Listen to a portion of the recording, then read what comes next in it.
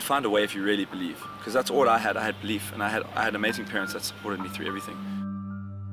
I think the slogan was united by emotions. Truly, like, probably one of the most memorable times I've had in my life. The fact that I could go to the Paralympic Games was something significant. That in itself to me was a real blessing. So I was living my dream.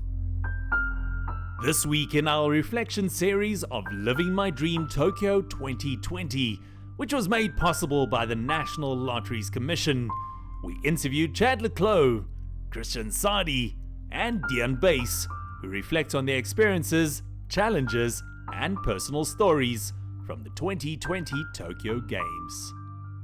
The preparations for Tokyo 2020 were very challenging, to say the least. We had to jump through many hurdles.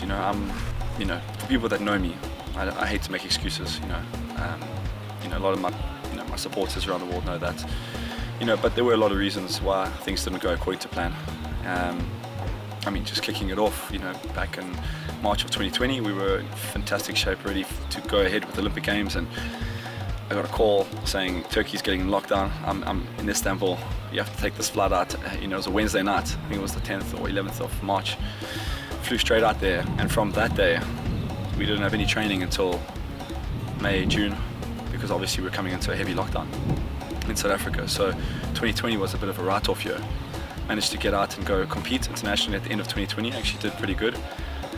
And then 2021 was another whole, snowball effect, which unfortunately wasn't able to get over that hurdle. But it is what it is, and we're going to come back stronger. Unfortunately, we weren't able to arrive in Tokyo as far ahead as we wanted to, because South Africa, we didn't have a holding camp because of COVID.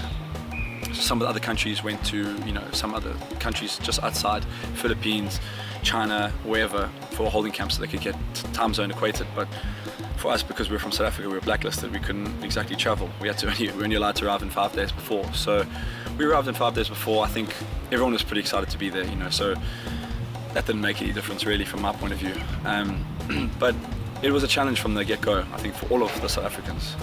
I speak on behalf of the team. I carried the flag this year. It was a huge honor for me, for my family.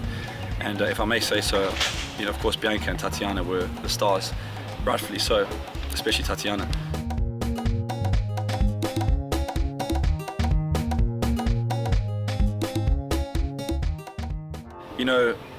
It's all about making sure that we put the right foot forward as a country, with your guys' help. I think that's the next step, building the youth, building the next step for us, because we can't go to another Olympics and perform the way we did outside of those two. This was one of our worst Olympics, not the worst, obviously, because they carried us a bit, but a lot of us came 5th, 6th, 7th, 12th, a lot of the big names. And for me, that's not really acceptable.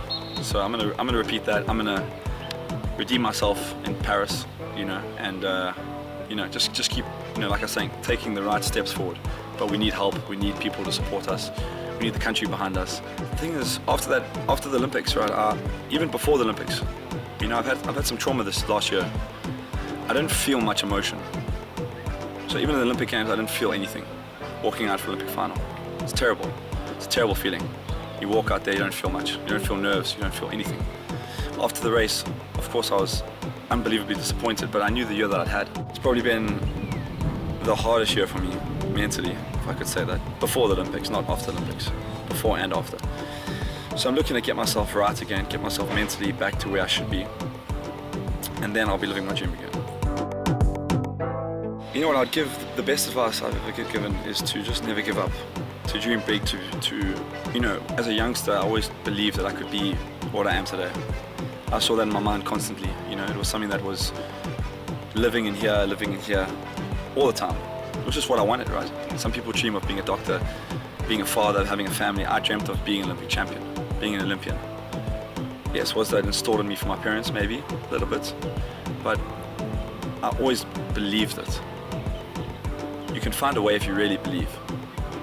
Because that's all I had. I had belief, and I had amazing parents that supported me through everything.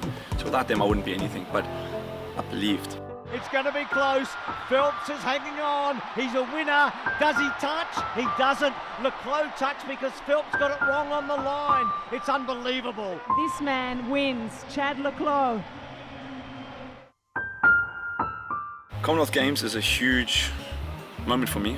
I need one more medal and I'll become the greatest ever, of all time in all sports. In 2 less games, I'm just going to add that. So for me, it's a huge games for me.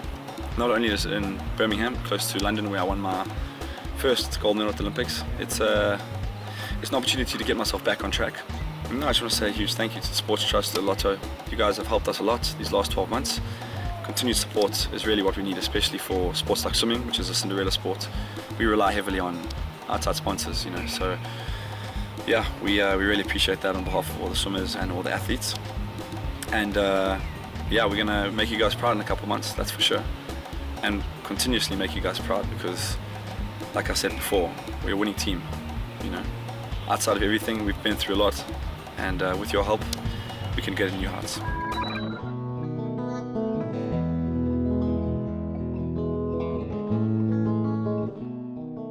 This was my first Paralympics, so it's been a bit of a change.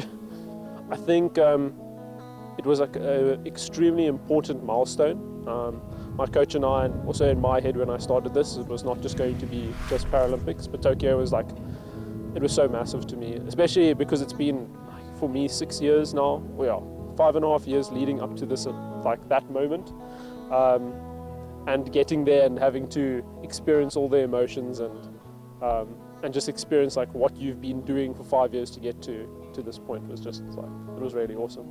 Sometimes it's hard going into it. I think that I made mistakes, so like having too many negative emotions if things don't go your way, and just focusing on what you can control is the most important, and not focusing on what you can't. What I would do differently when at the Paralympics would be the tapering process. I think we tapered for too long. So tapering, usually it means taking off workload and letting your body rest. So we did a longer taper than what we had ever done. And since it hadn't been tested, we had just thought the more rest, the better it would be.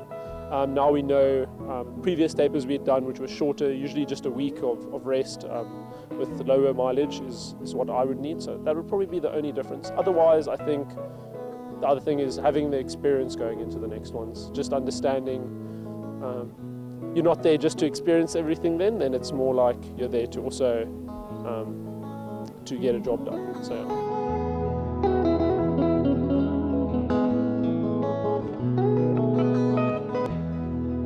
I would say it is so overwhelming to experience what you've been working for 5 or 6 years, or for people even longer than that, and going there and just experiencing. I think for the Paralympics, I think the slogan was "United by Emotions." I think that's such a, like, everyone, from the first day, everyone was so tense, to the last day, I made so many friends. So many people in the South African team and other teams supporting one another. It was truly like probably one of the most memorable times I've had in my life. Swimming is a sport that requires dedication more so than I think many other sports besides triathlon. You have to be mentally tough, and you've got to realize that the only person you can race in the pool is yourself. My message to the National Lotteries Commission would be thank you so much for the support. Yeah, it's been amazing. Them being in contact with me, the athlete, directly helping us. It's so much easier to come to the National Lotteries Commission and say, okay, X, Y, and Z isn't going my way, or yeah, and they're so helpful.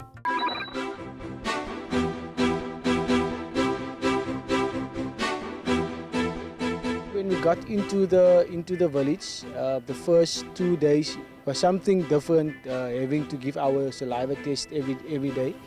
But then I grew into it, and then obviously the awaiting the competition. But when I went to the venue for the first time, I felt more relaxed and more relieved. And later on it actually felt like a safe space to be in because I knew everybody's tested every day. So then that stress was off me. But when we got to the track and when I saw that my other competitors and the guys I ran against, then I was in game mode, and that was actually fun to see everybody. It's always nice to see the whole all the competitors and people in the village. So that was a very good experience. The team spirit was amazing. It was phenomenal. Always laughter, always fun, always supporting each other, also journeying with one another. And that was something special for me. And I just realized that how fortunate I was as a person from a small town to be able to represent my country on that platform. And that was just gratitude. And also after my 400-meter heats, I struggled to run sub 52 in 3 years, and to run a 51.29, I was just overwhelmed with gratitude. I think I was at my best, the best that I could have been at. I have a 4-year journey going into a 5-year journey, and the fact that I could go to the Paralympic Games was something significant. The fact that I didn't test positive for COVID, the fact that I was healthy without any big injuries, without any surgery throughout this 5 years, that in itself to me was a real blessing. So I was living my dream. My dream started initially, my initial dream was just to go to the Paralympics. And now to have gone to my 3rd Paralympics was something truly significant to me. My wife was the first person, obviously, to call me. She said something very significant, actually, that I think helped me a lot throughout this journey. She said that we at home are waiting for a husband and a father. We're not waiting for a medalist or a Paralympic champion. We are waiting for our father and my husband, and that is good enough.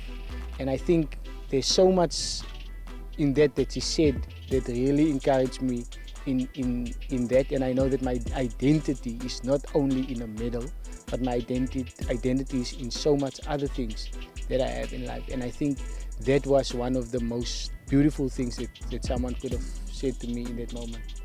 I want to say thank you to the National Lotteries Commission. I don't think they realize how much of a difference they made in people's life.